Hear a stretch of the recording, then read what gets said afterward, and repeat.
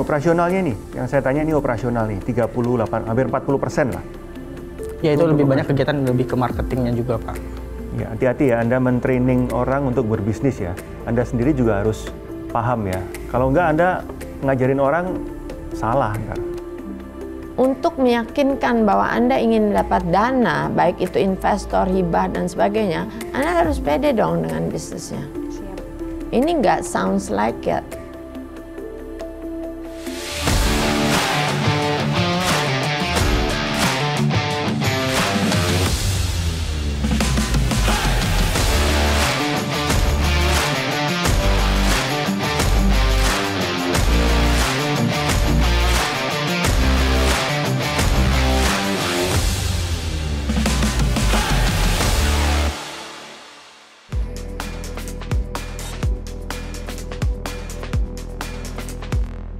Paham, piawai, dan persona sebagai nilai yang harus dimiliki para challengers. Bagi challengers, sudah seharusnya seluruh rangkaian di DSC Season 14 kali ini menjadi pembelajaran yang membentuk karakter para challengers. Dan at this special moment, sampailah mereka di fase di mana sebagai entrepreneur, 12 challengers diberi kesempatan untuk mempresentasikan bisnis, message, dan tujuan mereka hingga di titik ini di hadapan Dewan Komisioner DSC di Final Pitch DSC Season 14. Salam diplomat, saya Barita Ranggono Simamora, siap bikin gebrakan. Kamari, Property Management as a Service yang mengaktifasi bangunan-bangunan tua di kawasan Kota Lama Gresik dengan pendekatan lokalitas dan adaptive reuse. Dan nantinya akan disewakan kembali kepada para merchant dan tenan. Dan dari bisnis model ini memiliki profit margin yang tinggi, bahkan net profit margin yang relatif tinggi dengan positive cash flow. Di sini ditulis bahwa tidak ada COGS. Maksudnya gimana? Jadi saat ini Kamari selama 2 tahun berjalan kita menggunakan revenue dari single F&B Pak. Jadi kita self-handled F&B gitu. OPEX ini adalah yang awalnya dari shifting dari single merchant ini yang menggunakan ada bahan baku, banyak SKU-nya. Nah ketika kita hanya fokus kepada property management system, kita tidak ada COGS-nya Pak. Gitu, karena kita hanya fokus pada maintenance si properti aja. Gitu. Ya, mestinya nggak mungkin begitu ya. Artinya kalau Anda bicara building, apalagi old building gitu ya, kan tadi dibilang ada maintenance. Ya. Maintenance kan harus dilakukan juga oleh property management harusnya. Betul. Nah ini nggak jelas. Jadi kalau saya ngelihat bahwa tidak ada COGS ini angan-angan, tapi belum teruji menurut saya. Ya. Karena Anda kan belum pernah lakukan juga model seperti ini. Kan? Betul. Menurut saya sih deck kamu sangat mentah ya. Terus Bari, saya nggak melihat kebatakan kamu nih, lemas banget kamu. Ya jadi kalau deck menurut saya parah. Kalau kamu presentasi pitching dengan deck ini, I won't buy it. Banyak hal yang kamu tidak punya ya. Jadi menurut saya banyak banget hal yang harus diperbaikin. Kalau saya ditanya apakah saya akan invest di kamu, saya akan jawab no. Kalau kamu kasih deck aku kayak gini, aku nggak mau invest, dia bilang gitu. Tapi ya kayak ya udah, aku tadi di dalam enjoy the show dan maksudnya ya udah bisnis kreatif kan is about business rejection gitu kan. Toh M-Block juga sampai sebelum segede ini dia udah untuk ngetok pintu beberapa investor dan pernah ditolak juga dan akhirnya ya baru goal sekarang gitu dan that's okay gitu kalau dari perspektif Pak Elmi gitu. Salam diplomat, saya Zuhandri, saya siap bikin gebrakan. Bercerita tentang Lapak Cindo. Lapak Cindo itu sebuah brand ekosistem bisnis olahan ikan. Berdirinya 2017 yang lalu bersama istri saya di Kabupaten Bekasi. Secara financial statement, kami punya revenue 1 tahun terakhir bisa menembus di angka 2 miliar dengan net profit 28%. Dan oleh karena itu kami berharap kami butuh dana sebesar 388.728.000 yang semua alokasinya digunakan untuk marketing, operasional, HRD, bahan baku, dan sewa tempat. Sewa ruko, oke. ya Anda butuh dana untuk sewa ruko, ya, untuk nambah outlet tadi di Tambun, ya. Kemudian 80-70% lebih itu sebenarnya kan dana operasional itu. Saya nggak ngerti juga nih, operasional yang Anda sebut nih apa nih? Lebih banyak ke perlengkapan, Pak. Perlengkapan seperti freezer, kemudian... itu bukan operasional. itu capek, Pak. Operasionalnya nih, yang saya tanya ini operasional nih, 38, hampir 40% lah. Ya itu lebih banyak kegiatan lebih ke marketingnya juga, Pak. Ya, hati-hati ya, Anda men-training orang untuk berbisnis ya. Anda sendiri juga harus paham ya, artinya flow bisnis, bagaimana cara ya simple accounting. Kalau enggak Anda ngajarin orang salah ntar. Memang finance itu hal yang paling penting ya di bisnis, dan aku akui ada beberapa miss di situ. Walaupun sebenarnya secara keseluruhan aku paham gitu dengan dengan pertanyaan mereka, maksudnya mereka. Ketika kita sudah share angka di deck, itu kan berarti kita udah punya hitungan gitu, punya angkanya. Ya cuma ya itu sayang sekali memang bisa dibilang ya lupa gitu. Perkenalkan, saya Adi Atma dari Veres Audio. Salam diplomat, saya siap bikin gebrakan. Di sini dari chart ini dapat dilihat bahwa akan ada selalu kenaikan penikmat musik di setiap tahunnya. Dan dari penikmat musik ini, pasti ada orang-orang yang menginginkan menggunakan kualitas audio yang lebih baik. Untuk mendapatkan kualitas audio yang lebih baik, salah satunya mereka menggunakan cara dengan mengganti kabelnya. Sehingga kami menghadirkan kabel IM, kabel headphone, kabel speaker, kabel interconnect, dan kabel USB. Di mana kabel USB kami itu adalah satu-satunya di Indonesia yang dapat berjalan sesuai dengan spek kabel USB pada umumnya. Lagi-lagi ini selalu mulainya dari produk. Anda punya produk, terus Anda mau coba jual.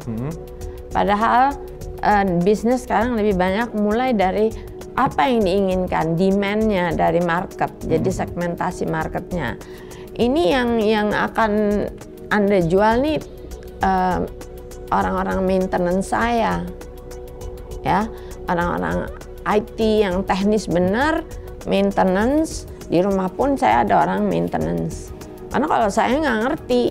Mereka kan berarti pengen dengerin wireless, dan dia nggak bisa bedain pakai yang kabel sama enggak, kayak gitu. Nah kalau misalnya nggak bisa bedain dan demennya pakai wireless, ya berarti memang mereka bukan target kita. Dan kalau dibilang yang tadi Bu Antarina bilang yang pakai itu justru memang kayak karyawannya dia, kayak gitu. Tapi justru kebalikan.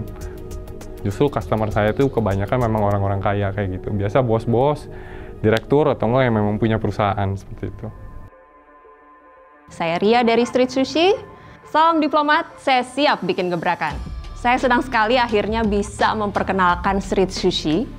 Secara value kita punya 3 hal yang dari dulu kita konsisten bawa. Yang pertama adalah halal, yang kedua berkualitas, dan ketiga pastinya value for money. Karena kita memang konsepnya franchise, jadi kanal-kanal revenue kita itu semakin banyak. Yang pertama adalah dari franchise fee tentunya, dan profit marginnya franchise fee itu bisa besar sekali, bisa sampai 60%. Royalty fee dan marketing fee juga setiap bulan kita akan dapat, dan kemudian yang lain-lain seperti support, seperti training, recruitment fee, dan juga lain-lainnya yang bisa kita support, itu juga bisa dimonetisasi. Investment yang kami harapkan adalah untuk membuat Street Sushi X ini yang di Jatinegara dengan 680 juta dengan harapan bisa meningkatkan 3 kali revenue kita di 2024 yaitu 15M dan outlet kita 120 di 2026. Mana yang lebih profitable buat Anda gitu? Artinya apakah Anda mau outlet Anda ini yang 8 tadi ya atau dari franchisee gitu? Sebenarnya yang lebih profitable itu dari franchise, Pak.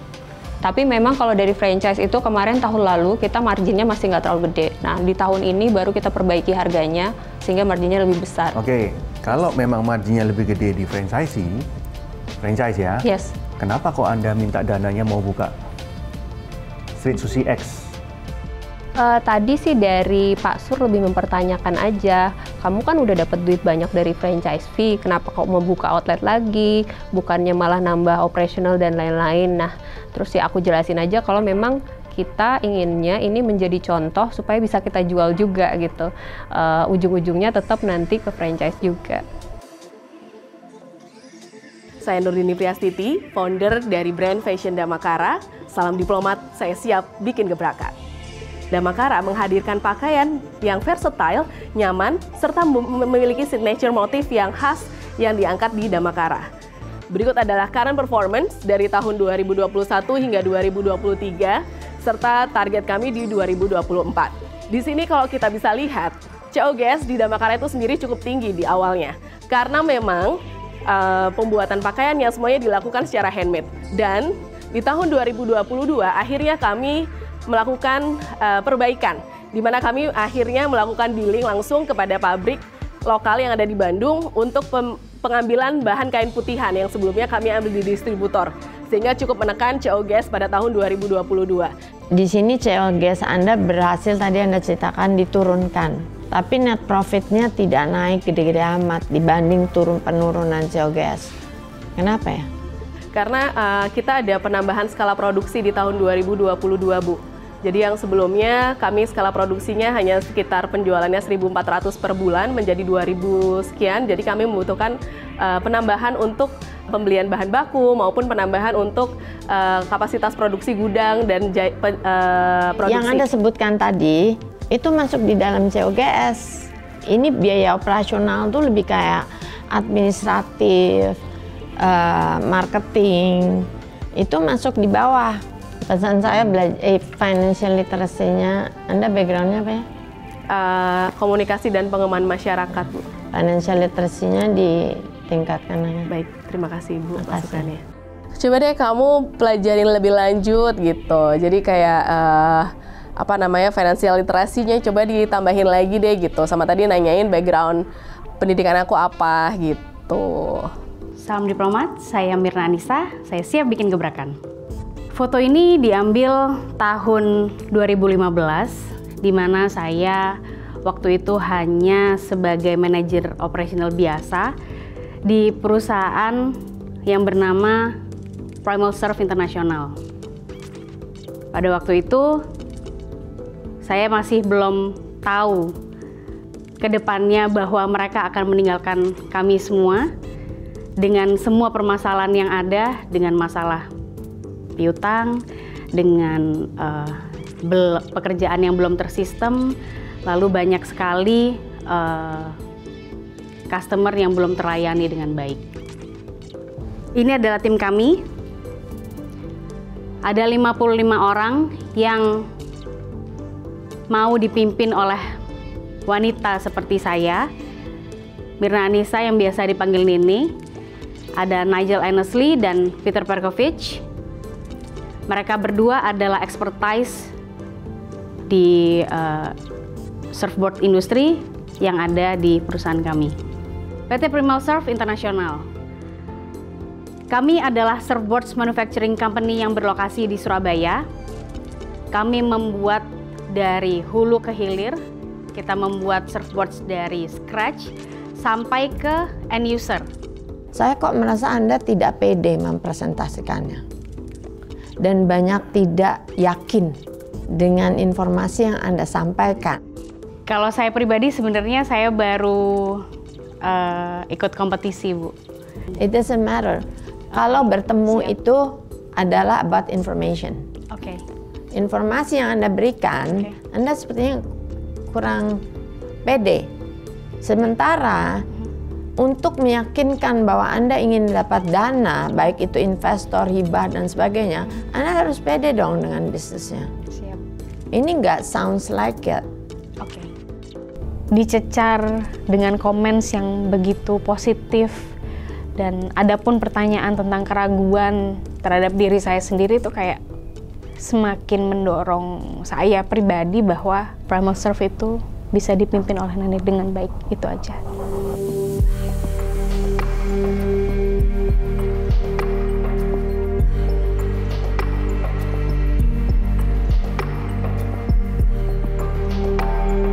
Jadi awalnya tuh saya hobi audio, dan mainnya awalnya tuh sebenarnya di home audio. Terus kan beli kabel kayak gitu. Nah di kabel itu kita lihat ada celah. Maksudnya entry point-nya itu cukup menurut saya dan co-founder itu lebih gampang. Nah dari situ langsung ya udah ke-trigger, kita bikin aja. Jadi ceritanya tuh kan kalau kita orang Palembang itu ya dimanapun berada makan pempek dan ngirup cuko itu adalah sebuah kewajiban ya, setiap hari, setiap pagi gitu. Nah sampai karena kita sudah berkeluarga sama istri, pada titik kita pengen makan pempek lah gitu. Istri bingung nih belinya di mana gitu kan, belinya di mana, ya udah ketemu, dibeli. Sampai karena secara kuantitas sering gitu ya udah timbul aja iseng gitu kan, mikir, diskusi sama berdua, kok ini menarik ya kalau jadiin bisnis. Ternyata ikan giling ini bisa jadi solusi sih memang untuk mereka penikmat olahan ikan, khususnya pempek gitu. Kalau dari pertama banget, kalau awal mulanya sih sebenarnya itu waktu pandemi. Jadi kita orang-orang yang balik ke Gresik, WFH, tuh kepikiran untuk, karena kita rantau semua, yuk kita majuin kota kita sendiri, yuk kota kelahiran kita, Gresik gitu. Nah itu kita mulai tuh bikin kamari, nyari tempat gitu, dimana ya kayak bisa nuangin dari masing-masing interest dan juga kepakaran kita gitu. Nah dari situ udah mulai, awalnya sih berangkatnya dari kolektif gitu, dari senang-senang, tapi makin kesini ternyata ngasilin duit. Nah itu tuh udah mulai dibentuk dengan sistem, dengan ya governance yang bagus. Jadi dulu itu aku kerja di sebuah perusahaan luar gitu ya, dan aku memilih resign untuk ngurus anak dan juga untuk S2 pada saat itu. Tapi memang dasar orang yang nggak bisa diem, jadinya pas dikasih ide mau buka, ayolah kita coba gitu. Dan memang bukanya dulu cuma di parkiran motor, jadi kayak warung pecel gitu. Tapi kemudian jalan sampai sekarang. Dan akhirnya justru jadi main kerjaan aku sekarang gitu. Ketemulah sama Yayasan Our Dream Indonesia. Jadi mereka udah punya terapi gambar, terus aku nanya gimana proses terapi gambar di sana, dan ternyata pas aku lihat gambarnya bagus-bagus banget mereka. Oke Pak, aku mau support terapi gambar di sini, dan aku ingin angkat juga karya mereka di Damakara dan bisa kasih royalti untuk anak-anak tersebut gitu. Dulu saya masuk ke perusahaan ini hanya sebagai operational manager 2013. Lalu saya hanya sempat ketemu sama orang-orang itu maybe setahun 2 tahun, terus satu persatu sampai 2021 kemarin udah hilang semuanya. Lalu habis itu saya dimandatkan menjadi pimpinan tertinggi di Primal Surf dengan membawa 55 orang yang menggantungkan hidupnya di perusahaan ini. Itu kayak wow, itu beban yang luar biasa sih. Saya Danang, saya CEO dan juga co-founder dari Alami. Salam diplomat, saya siap bikin gebrakan. Verbalmu itu capek dengernya, sangat monoton. Kamu belajarlah kapan harus freeze, kapan harus tinggi, kapan harus pelan, belajarlah. Karena nggak ada emosinya tuh.